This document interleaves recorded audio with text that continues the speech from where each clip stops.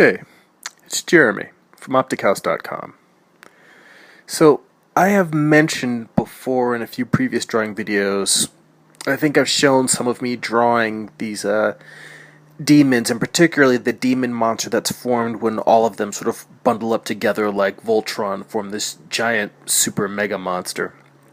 And I had mentioned the challenge I've been having of drawing this level of detail in a creature, particularly one that has a lot of complicated parts because it's made out of several smaller creatures, as opposed to doing something that's more simpler, in terms of structure. I've been trying to break myself of the habit of fudging detail, where sometimes you can just draw a little bit of something and then, just sort of scribble in the rest to suggest the structure that you want. And I feel like that's, a little bit of a cheat, and it's a bad habit that I have because I've got a loose style. However, a certain level of necessity has come into my awareness that if I were to draw every single creature that makes up this entire larger creature that I'm drawing, it really would become sort of a complicated, jumbled mess. So I tried to find a compromise here that I feel like it works, which is I would kind of go back and forth. I wouldn't spot all of the blacks, laying in all of the large areas of black that the creature's made up of, and I wouldn't draw or necessarily plan out all of the little demons that are planned on here. But what I would do is I would go through and I would spot some areas of black, then some areas I would draw a couple of little creatures. So as I go around, add a couple more here, then add some more black. So I would kind of go back and forth, little dance. Add some black areas, add some detail. Also, as far as figuring out the composition, I knew I wanted to have some little smokestacks in the background.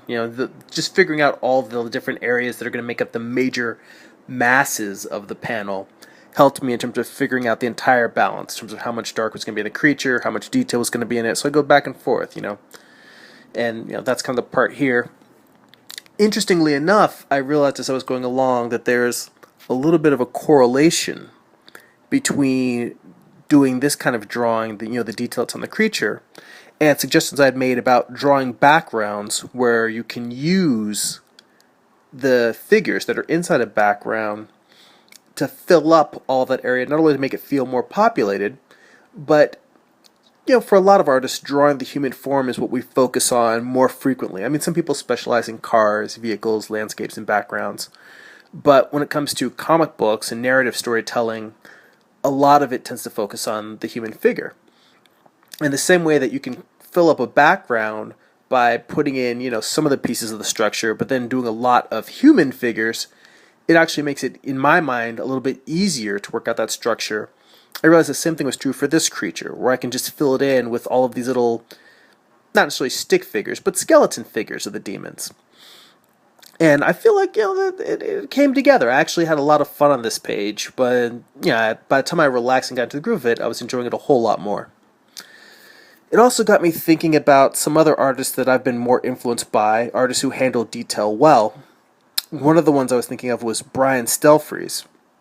I remember originally I used to think that his artwork was extremely detailed, and I began to learn by studying his pages that they're actually extremely well composed.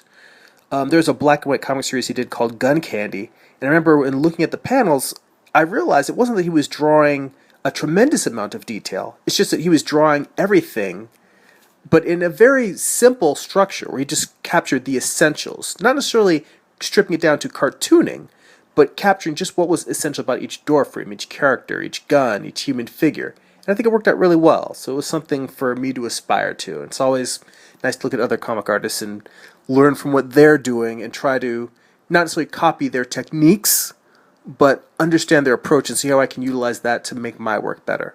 That's kind of the nature of all art. Anyway, check out my website, optichouse.com. Go be creative.